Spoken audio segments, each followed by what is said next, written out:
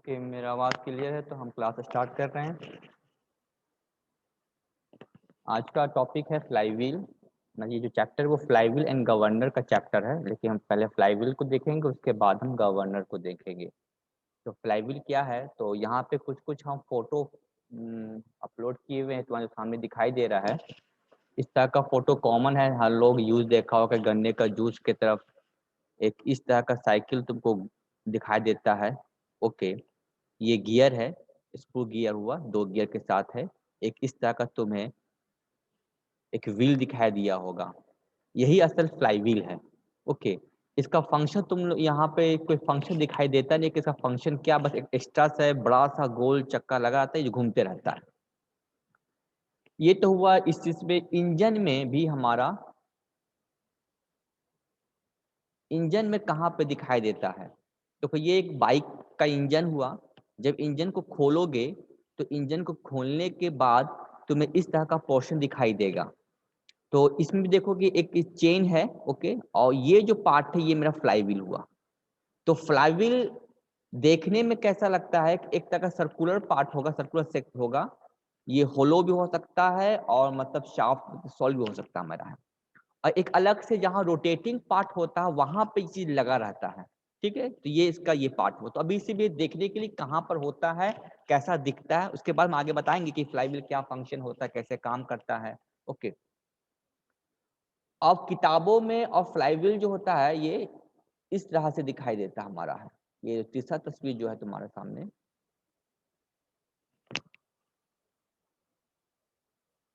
ये हमारा तीसरा तस्वीर, ये हुआ फ्लाईव्हील का। ओके, इसको कास्टिंग से बनाया जाता है। ओके है, तो जैसे लगता है कि बैलगाड़ी का जो चक्का होता है वो उसी तरह का चक्का की तरह व्हील जैसा लगता है।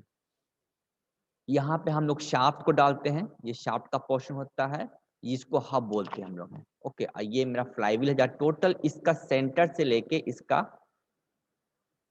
रेडियस आर और टोटल जो इसका बॉडी का मास होता है वो कंसंट्रेट रहता है यहाँ पे। जैसे एक रहा सॉलिड, ओके सॉलिड हुआ, तो सारा मास जो होता है डिस्ट्रीब्यूशन रहता है इस तरह से।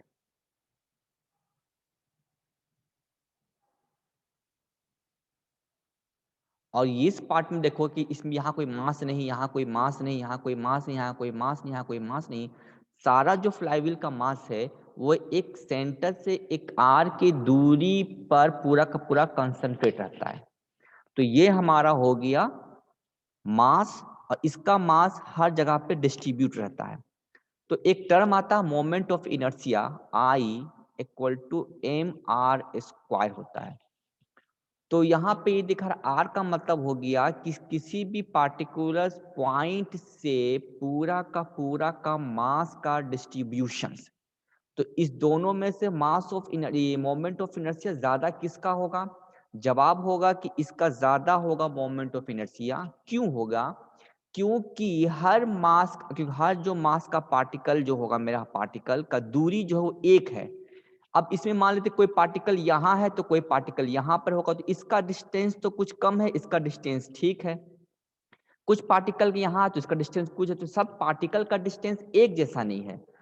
तो इसमें क्या कि हर पार्टिकल का जो डिस्टेंस है वो मैक्सिमम आर की दूरी पर है। तो मोमेंट यहाँ पे m इंटू आर स्क्वायर सबसे ज्यादा होता है इसका। ये तुम फिजिक्स क्लास में पढ़े होगे या क्लास 11 12, अगर कोई 12 पढ़ा होगा तो ये मोमेंट ऑफ इनर्शिया भी पढ़े होगा। उसके बाद स्ट्रेंथ ऑफ मटेरियल में भी मोमेंट ऑफ इनर्शिया को डिस्कस किया गया है। तो ज्यादा इसमें हम बहुत ही ज्यादा इंटर नहीं करने वाले, अगर करेंगे तो फिर ये क्लास मिस हो जाएगा, क्योंकि मोमेंट इनर्शिया भी बहुत बड़ा चीज अपने आप में। इस अब ये थर्ड फोर्थ जो व्यू है ये इंजन का पार्ट है। देखो जैसे कि ये हमारा जो बाइक का इंजन है, ये जो एक्चुअल हुआ तुमको, ये जो साइड व्यू है। अब जब इसको हम इस व्यू से देखेंगे तो यहाँ पे पिस्टन देखो, यहाँ पे हमारा पिस्टन तो नहीं दिखाई दे रहा है इस तस्वीर में, कहीं पिस्टन नहीं, पिस्टन इसके सिलेंडर के अंदर में है। ओके, ये क्रैंक शाफ्ट हुआ, ये क्रैंक शाफ्ट हुआ, जो ये गोल गोल घूमेगा मेरा, ये क्रैंक शाफ्ट हुआ। अब आगे इस तस्वीर में देख सकते हैं हम लोग हैं, देखो ये हुआ क्रैंक शाफ्ट, जो क्रैंक शाफ्ट हुआ ये क्रैंक शाफ्ट हुआ, एक लंबा सा क्रैंक शाफ्ट है जो कि हर इंजन से होके साथ साथ होके निकला है, और लास्ट में इसको ये घुमा रहा है। ठीक है ना, ये क्रैंकशाफ्ट हुआ, ये हुआ पिस्टन, और ये जो पार्ट हुआ इसको बोलते हैं कनेक्टिंग रड। तो ये हो गया कनेक्टिंग रड। तो यहाँ पे कितना पिस्टन है, 1 2 3 4 5 6, 6 पिस्टन है, 6 ठो कनेक्टिंग रड होगा।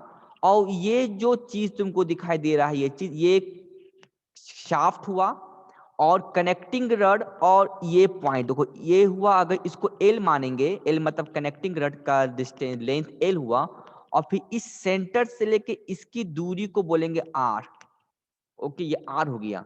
तो कनेक्टिंग रड हो गई, पिस्टन हो गया, ये कनेक्टिंग रड हो गया, और इसका सेंटर मतलब किसका सेंटर, जो शाफ्ट है उसका सेंटर, और जहां कनेक्टिंग रड जस्ट लाइक इसको जहां पे ये रड इसके साथ मैच किया हुआ है पिन के जरिए से, और फिर इसका दूरी, तो इसका दूरी हो गया आर। क्लियर? तो ये हो गया आर, ये कनेक्टिंग रड जिसका लेंथ एल हो गया, ये रेडियस आर हो गया। और फ्लाईव्हील कहाँ लगाया गया है, देखो यहाँ पे ये गियर है, और एक यहाँ पे देखो ये पार्ट जो है ये मेरा फ्लाईव्हील लगा हुआ है। फ्लाईव्हील में कोई गियर वेयर नहीं होना चाहिए, गियर का एक अलग पार्ट, गियर का अलग फंक्शन काम करता है, जहां पे हम शाफ्ट के साथ पावर को ट्रांसफर करते हैं, जबकि फ्लाईव्हील में ऐसा कुछ नहीं होता। क्या हमारा क्या काम करता नहीं करता अभी तो डिस्कस नहीं किए इस बात पे, हम सिर्फ फ्लाईव्हील को दिखाए हैं कि कहाँ पे ये लगता है, दिखता कैसा, अभी तक ये बात किए हैं।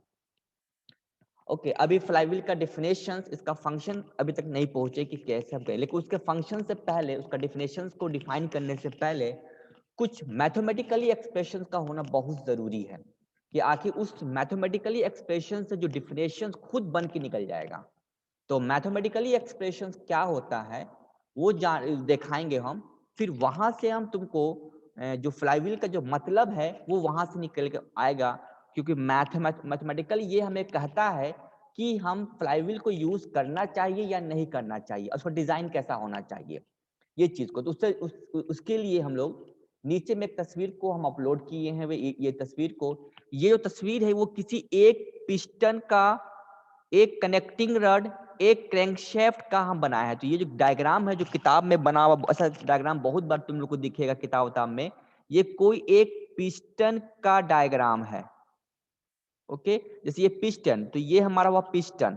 ओके, जैसे पिस्टन, ये पिस्टन हुआ।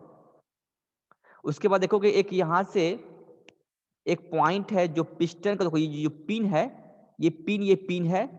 उसके बाद यहां से कनेक्टिंग रड गया है नीचे की तरफ, देखो फिर इसको हम, ये कनेक्टिंग रड हुआ जिसका लेंथ एल है। उसके बाद देखोगे कनेक्टिंग रड और एक फिक्स और जगह से पिन से जुड़ा हुआ है, देखो एक पिन यहां से जुड़ा हुआ है, ठीक है ना, ये पिन हुआ यहाँ पे। उसके बाद ये हुआ क्रैंक शाफ्ट, और ये हो गया रेडियस जो यहाँ पे था आर। तो ये जो रोटेटिंग पार्ट हुआ इसका रेडियस आर, जो कि कनेक्टिंग रड के दूसरे एंड पॉइंट से यहाँ पे जुटा हुआ है। ओके, तो अब क्या है कि यहाँ पे तुमको दो ठो एंगल दिखाई दे रहा है, एक बीटा एंगल, एक थीटा एंगल। तो फिर से रिपीट कर दे रहे हैं कि अभी हम फ्लाईव्हील टॉपिक स्टार्ट नहीं किए हैं, सिर्फ हम फ्लाईव्हील का तस्वीर दिखाए हैं। अब थोड़ा सा हम मैथमेटिकली दिखाएंगे, हो सकता है कि आज का क्लास इसी में चला जाए।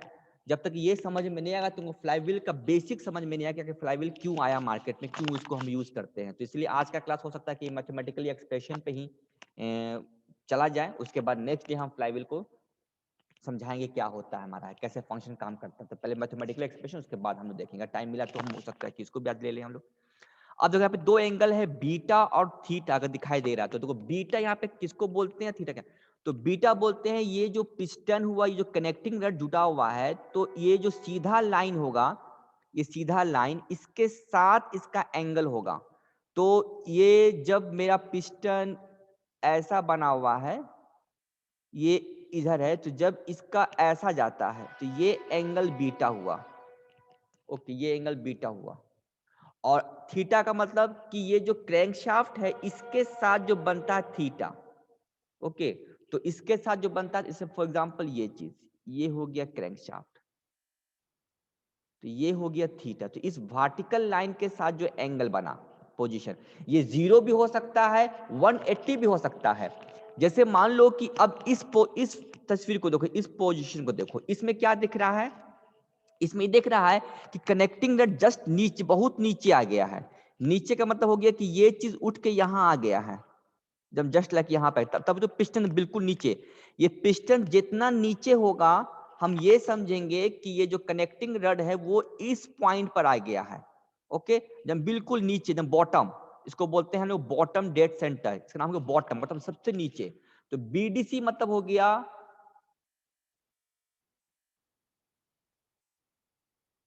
Bottom dead centre. ओके, और अगर सबसे ऊंचा, जैसे जैसे मान लो कि 1 के लिए सबसे ऊंचा 1 है और 4 भी है, ये भी है। तो सबसे जो टॉप में रहेगा तो देखेंगे क्या, सबसे टॉप में पिस्टन सबसे इधर रहेगा। जब पिस्टन इधर रहेगा तो ये चीज उठ के यहां आया होगा, तब जो धक्का मार के इसको यहां पहुंचाया। इसको बोलते हैं टॉप डेड सेंटर, इस पोजीशन को बोलते हैं टॉप डेड सेंटर। तो इसका दो पोजीशन हुआ। अब एंगल कितना कितना हो सकता है, अगर टॉप डेड सेंटर पे पहुंचेगा तो थीटा हो जाएगा 0 और बीटा भी हो जाएगा मेरा 0 0। ओके, तो बीटा भी 0, थीटा भी 0।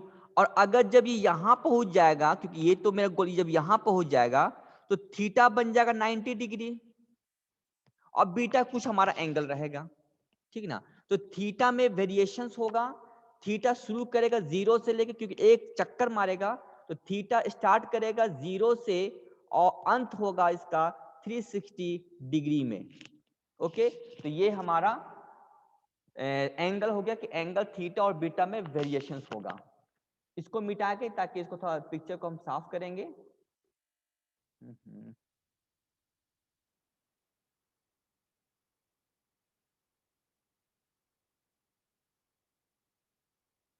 तो ये सबको लिख लेना है, टॉप डेड सेंटर क्या हुआ,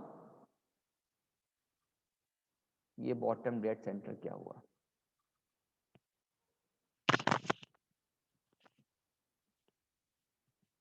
ओके, अब हम चलते हैं डिस्प्लेसमेंट। सबसे पहला डिस्प्लेसमेंट, तो ये पिस्टन है, तो पिस्टन का कुछ अपना एक मास होगा, इसको m मान लिए मास। और हम जानते हैं जिसके पास भी मास होगा उसके अंदर एक गुण पैदा होता है। ओके, इसको बोलते हैं इनर्शिया गुण। मास मतलब इनर्शिया गुण इसके अंदर होगा। मतलब अगर मास होगा तो एक फॉर्मूला जो न्यूटन सेकेंड लॉ का आता है, F इक्वल टू ए में, अगर मास है और उसमें अगर मोशन आ रहा है, मतलब एक्सेलरेशन पैदा हो रहा है, मतलब कि पक्का उसमें फोर्स लगा होगा। और अगर ए बॉडी में एक्सेलरेशन है तो मतलब फोर्स तो लगा होगा। अगर किसी में फोर्स लग रहा है मतलब उस ऑब्जेक्ट में एक्सेलरेशन जरूर आया होगा। इसका मतलब यही हुआ। तो अगर पिस्टन का कुछ कुछ इसका मास है, चाहे 5 केजी, 10 केजी, 20 केजी का पिस्टन है, मास है, और इसमें अगर एक्सेलरेशन पैदा हुआ तो हम समझ जाएंगे कि इसमें फोर्स लगा होगा। अब बताओ कि एक्सेलरेशन क्या होता, क्लास 11 चैप्टर 3 फिजिक्स का। तो एक्सेलरेशन क्या बोलता है कि change of the velocity with respect to time, clear. And then velocity क्या बोलता है, वेलोसिटी बोलता है कि change of position with respect to time. तो पोजीशन का चेंज होने से वेलोसिटी में बदलाव होगा, और अगर वेलोसिटी बदलेगा तो एक्सेलरेशन होगा, और अगर एक्सेलरेशन पैदा हुआ तो कोई ना कोई है बाहरी फोर्स, जिसको बोलते हैं एक्सटर्नल फोर्स, जिसके वजह से इसमें मूवमेंट हुआ है। तो हम मान लेते हैं कि इसमें कोई बाहरी फोर्स F लगा है।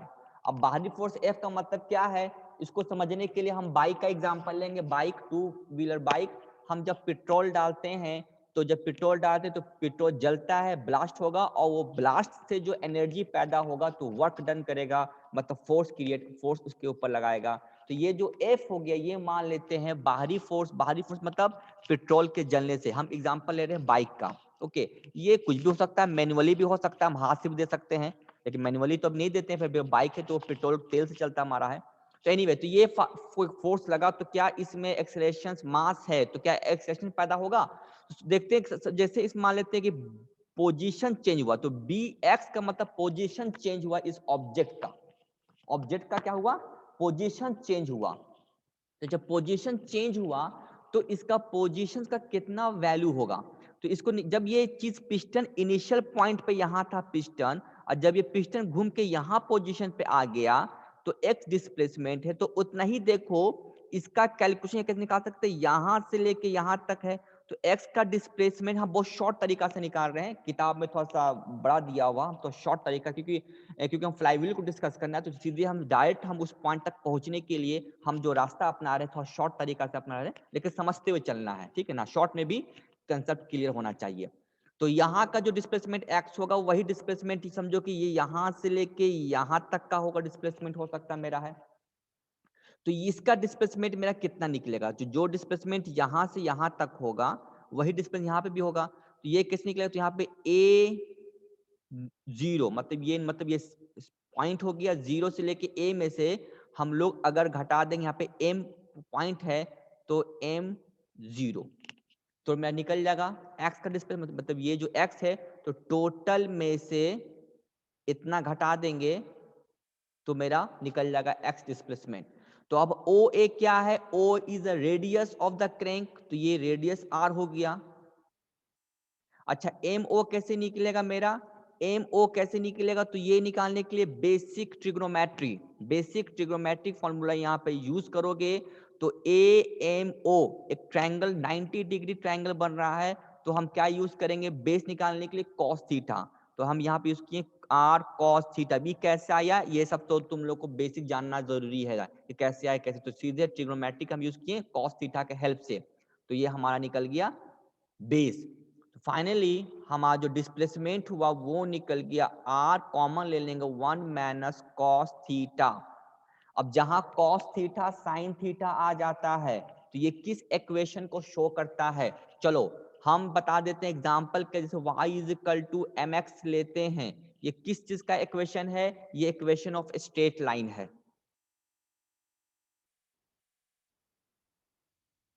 उसी तरह से X square by A square plus Y square plus B square equal to 1, ये किसका इक्वेशन हुआ, ये हुआ इलिप्स का इक्वेशन हुआ। उसी तरह से X square plus Y square equal to A square, ये हो गया सर्कल का इक्वेशन। उसी तरह से जब साइन थीटा कॉस थीटा का इस तरह का टर्म यूज हो जाता है, इसको बोलते हैं सिंपल हार्मोनिक मोशन टाइप का। तो पता चला ये जो डिस्प्लेसमेंट है वो सिंपल हार्मोनिक मोशन है, मतलब ये इधर से जाएगा फिर वापस आएगा फिर इधर आएगा, वो क्योंकि डिपेंड्स ऑन थीटा, तो थीटा जैसे जैसे वेरी करेगा डिस्प्लेसमेंट भी वैसा वैसा वेरी करेगा। ओके, तो थीटा का भी तुम कुछ भी पुट कर दोगे तुम्हारा पोजीशन वो बताएगा। Example theta equal to 90 degree, theta equal to 90 degree का मतलब क्या हो गया, तो 90 डिग्री का मतलब क्या है, जीरो जीरो, तो x is equal to R 1 minus zero, मतलब x का पोजीशन r के बराबर हो जाएगा, मतलब जितना क्रैंक शाफ्ट का रेडियस होगा उतना ही डिस्प्लेसमेंट भी मेरा होगा। अगला चीज कि अगर थीटा इक्वल टू हम लोग मान लेते हैं एग्जांपल के लिए 0 डिग्री, तो क्या होगा 0 डिग्री मतलब x is equal to R 1 minus 1, क्योंकि इसका 1 होता है मतलब x इक्वल टू 0 पोजिशन। तो इसका क्या मतलब समझे, इसका मतलब समझे कि थीटा ओके, जब थीटा 0 हो जाएगा तो ये चीज यहाँ पर होगा ना, जब यहाँ पर होगा तो ये चीज यहाँ पर होगा, मतलब इनिशियल पोजीशन मतलब 0 एज्यूम किया गया है, मतलब इनिशियल पोजीशन 0 गया। तो this is a simple harmonic motion का इक्वेशन हुआ। Now what the velocity of the piston, piston का वेलोसिटी का, क्योंकि फोर्स हम पिस्टन पे लगा रहे हैं तो उसका वेलोसिटी क्या होगा। तो देखो ये सब इक्वेशंस हम क्यों निकाल रहे हैं, इसका कोई क्वेश्चन तुम लोग को जेईटी से नहीं आने वाला है, लेकिन फ्लाईव्हील तक पहुंचने के लिए ये रास्ता को हम अडॉप्ट किए हैं। ओके, तो ये रास्ता से तुम लोग को हम फ्लाईव्हील तक पहुंचाएंगे। ओके, तो थोड़ा सा टाइम लगेगा लेकिन फिर वो हमेशा के लिए चीज कंसेप्ट क्लियर हो जाएगा कि कैसे फ्लाईव्हील यूज होता है। ऐसे डिफिनेशन तो बहुत सिंपल है कि ये एनर्जी को एब्जॉर्ब करता है, रिलीज करता है किसी भी स्पीड के अनुसार, ये डिफिनेशन हुआ, लेकिन आखिर क्यों आया वो थोड़ा हम दिखाना चाह रहे हैं, तो थोड़ा टाइम लगेगा इस पे, आज भर हम हो सकता है इस पे डिस्कस। ये हो गया displacement. Now what the velocity, ये क्वेश्चंस 1 मान लेते हैं। Now find out the velocity of the piston, तो वेलोसिटी ऑफ पिस्टन, तो v क्या होता है, change of the displacement with respect to time equal to velocity, तो dt कितना दिया हुआ r 1 माइनस कॉस थीटा। तो जरा इसको डिफ्रेंशिएट कर दो। अब डिफ्रेंशिएशंस और इंटीग्रेशंस अच्छा होना चाहिए सभी का। तो कितना हो जाएगा इसका तुमको, r इंटू आर, तो r sine theta, r sine theta. अब यहाँ पे ये इक्वेशन जो भी हम लोग करेंगे तो यहाँ पे गलत हो सकता है इक्वेशन अगर हम ऐसा करेंगे, क्योंकि थीटा इक्वल टू, क्योंकि जब ये एसएचएम है तो क्रैंक हमारा जो गोल गोल घूम रहा है, एंगुलर वेलोसिटी से घूम रहा है, तो किसी भी पार्टिकुलर एंगल पे जो थीटा बना है मेरा है वो थीटा होता है ओमेगा टी पर। क्योंकि यहाँ पे डिफ्रेंशिएशन करना है पोजीशन का टाइम के साथ, यहाँ तो कोई टाइम ही नहीं है, तब तो यहाँ पे जीरो हो जाना चाहिए था, क्योंकि डिफ्रेंशिएशन जिसके रिस्पेक्ट में किया जाता है वो टर्म वहां पे होना चाहिए। तो यहाँ पे तो कोई टर्म है नहीं, तब तो इसका आंसर जीरो होना चाहिए, तब हमारा कोई वेलोसिटी ही नहीं, कोई फोर्स ही नहीं लगा होगा। तो ये एक गलत हो गया। गलत नहीं हुआ क्योंकि हमने थीटा के साथ ये ओमेगा इंटू टी छिपा हुआ था। तो फाइनली ये हम जो वेलोसिटी लिखेंगे, हम इसको जो लिखेंगे dx बाई डी टी, वो असल में होगा into R 1 minus cos omega T. Omega मतलब हो गया angular velocity of crank. Okay, तो वेलोसिटी जब पुट करेंगे तो अब फाइनल में कितना जाएगा, R omega sine omega T, या अब हम लोग इसको आर ओमेगा साइन थीटा लिख सकते हैं। ये हो गया वेलोसिटी ऑफ पिस्टन। अब आते हैं एक्सेलरेशन किसको कितना होगा ऑफ पिस्टन का। ओके, तो ए, तो चेंज ऑफ द वेलोसिटी कर दो, चेंज ऑफ द वेलोसिटी कर देते हैं, तो क्या हमारा आएगा, तो ये हम डायरेक्ट तुम लोग करोगे अपने से, हम डायरेक्ट इसका आंसर लिख दे रहे हैं। तो एक्सेलरेशन जो होगा a is equal to minus R omega square into cos theta. Okay, ये हो गया एक्सेलरेशन, क्योंकि हम साइन थीटा को अगर हम लोग वेलोसिटी के साथ अगर हम लोग करेंगे, एक मिनट, नॉट नेगेटिव, क्योंकि साइन थीटा का कॉस थीटा, तो R omega square into cos theta, ये हो गया एक्सेलरेशन। जिस जहां जहां एंगल पुट करेंगे वैसा वैसा मुझे एक्सेलरेशन बताएगा। तो कितना एक्चुअली इसके ऊपर फोर्स लगा, इसके ऊपर फोर्स कितना लगा मेरा, तो फोर्स मतलब inertia force, force on piston, तो F is equal to mass into a, तो mass into r omega square into cos theta, ये हो गया फोर्स। ओके, तो उस तस्वीर को जरा हम ऊपर उठा के लाएंगे, और अब हम यहां पे इस फोर्स को डायग्राम ड्रॉ करेंगे। कॉपी,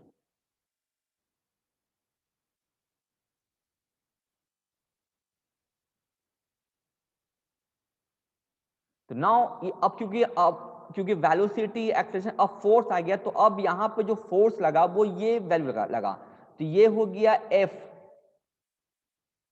तो अब हमको फोर्स का एनालिसिस करना है, इसी को बोलते हैं डायनेमिक फोर्स एनालिसिस चैप्टर।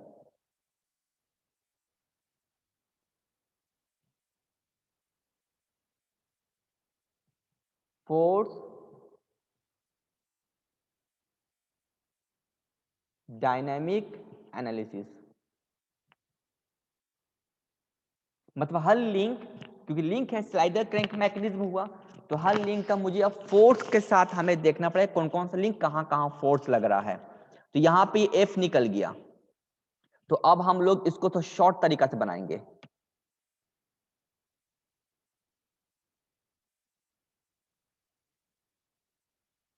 तो यहां पे ये लगा मेरा फोर्स एफ, ये है मेरा बीटा। तो अब बताओ कनेक्टिंग रड में कितना फोर्स लगेगा, कनेक्टिंग रड में मेरा फोर्स का क्या होगा मैग्नीट्यूड। देखो हम इसके थोड़ा कलर पेंसिल यूज करेंगे ताकि डिफ्रेंशिएट कर पाए हम। तो ये फोर्स लिंक यहां से होके जाएगा, तो इसको मान लेते हैं F C for connecting rod. तो व्हाट द मैग्नीट्यूड, तो ये अपने आप तो पैदा नहीं हुआ, ये तो पैदा हुआ एफ के चलते, तो इसका क्या होगा मैग्नीट्यूड। तो हम मैग्नीट्यूड इसका यूज कर लेंगे सिंपली कॉस बीटा का मदद से। तो cos beta equal to F by F C, क्योंकि आधार बेस होता है ना, बेस बटा कर्ण माने हाइपो, तो बेस तो मेरा यही एफ के बराबर होगा क्योंकि इसी के साथ काम कर रहा है एफ, तो मेरा एफ सी जो मैं निकल जाएगा कनेक्टिंग डट में जो फोर्स लगेगा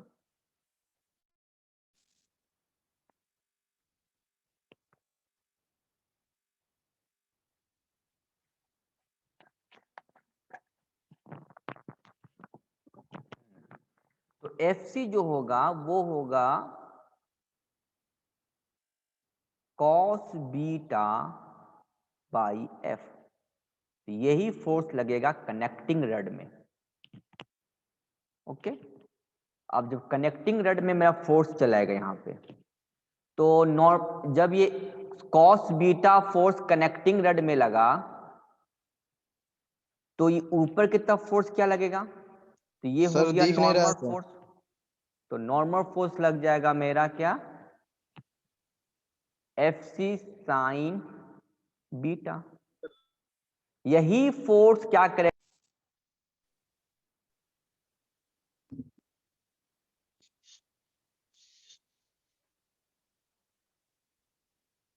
तो यही जो फोर्स है जो नॉर्मल लगता है, किसके नॉर्मल, पिस्टन के नॉर्मल के फोर्स जो लग रहा है, जो इधर लग रहा है इस साइड में, इसी के वजह से पिस्टन में वाइब्रेशंस होगा।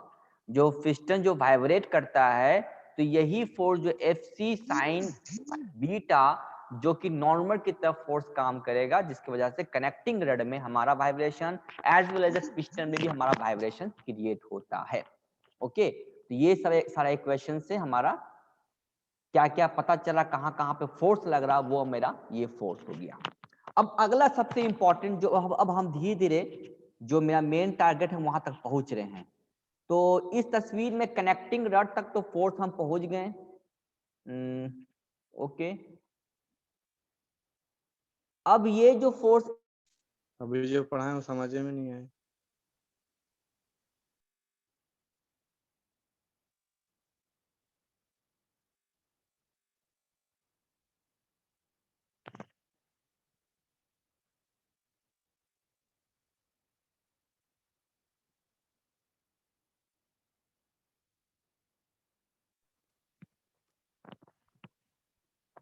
तो ये फोर्स लगा इस साइड।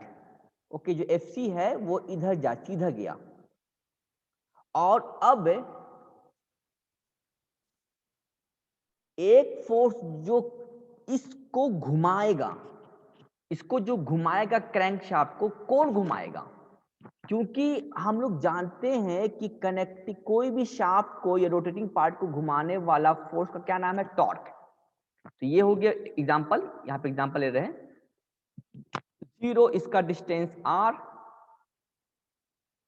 कोई फोर्स जस्ट इसके इस पॉइंट पे लगता है F, तो जो टॉर्क लगेगा उसका फॉर्मूला होगा F इंटू आर।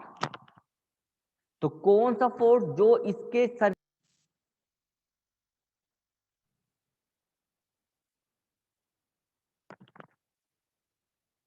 क्या नेटवर्क,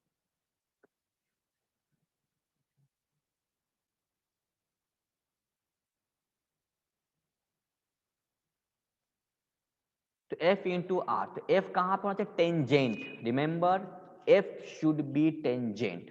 अगर टेंजेंट नहीं होगा तो वो टॉर्क नहीं लगेगा मेरा, तो टेंजेंट होना चाहिए। मान लीजिए यहां पे ये चीज है, तो F जो होगा वो टेंजेंट होगा इसके ऊपर। ओके, तो ये फोर्स इधर गया, टेंजेंट क्या होगा, टेंजेंट होगा मेरा ये चीज, मतलब perpendicular distance of R, perpendicular distance to R के एफ क्या, सर समझ नहीं आ गया, ऐसे निकल जा रहे, हेलो एक वर्ड सर। समझ रहे एक वर्ड नहीं आ रहा।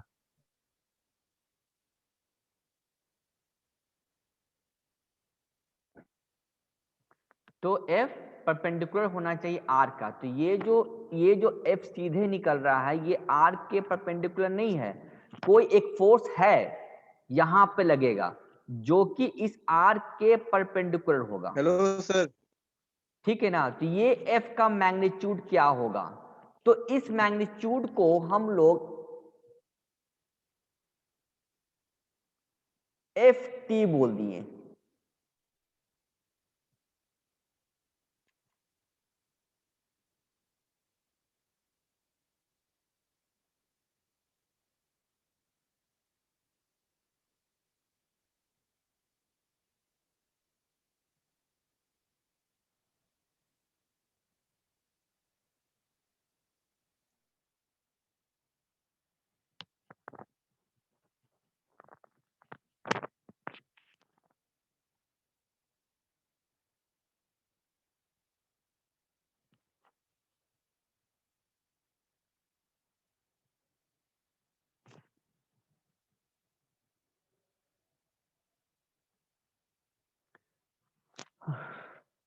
ओके, तो ये एफ टी इसके ऊपर टेंजेंट लगेगा, तो उसका क्या होगा मैग्नीट्यूड।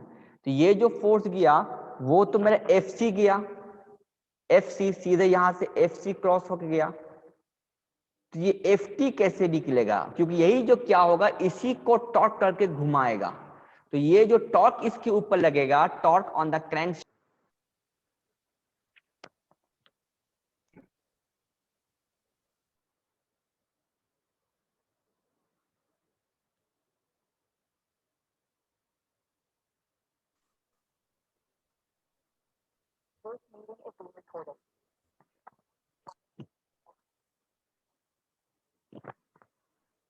तो torque and crank shaft is T equal to Ft into R, जो कि रोटेट कराएगा दी क्रैंक।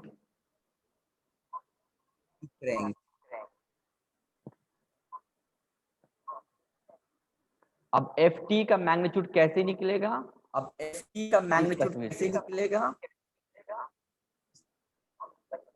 तो ये देखो थीटा, ये यहाँ बीटा है, यूजिंग क्लियर नहीं आ रहा है सर। क्या बोले सर एक को म्यूट करिए ना, एक को म्यूट करिए, आपका 2 आईडी है उसमें से एक म्यूट कर दीजिए।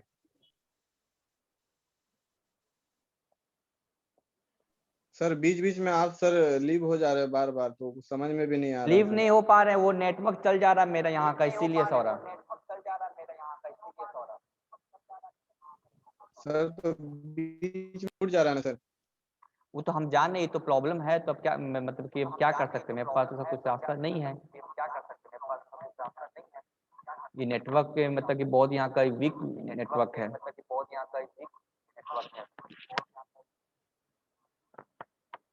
इसलिए तुम लोग का मोबाइल भी ऑन किए हुए हैं, लैपटॉप भी ऑन किए हुए, दोनों से हम कर रहे हैं। कभी किसी में आवाज आता है, किसी में आवाज नहीं आता है, फिर किसी में क्या चल जाता है, बहुत समस्या है।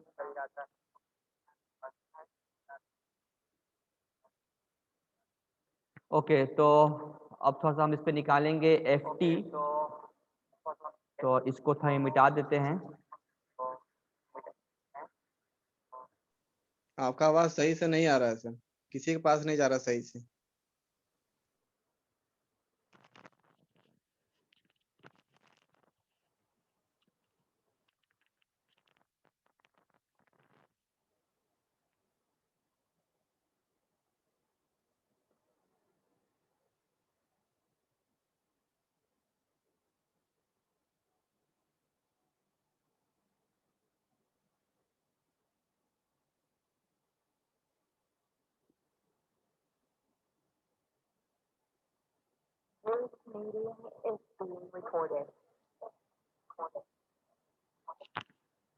क्या करें।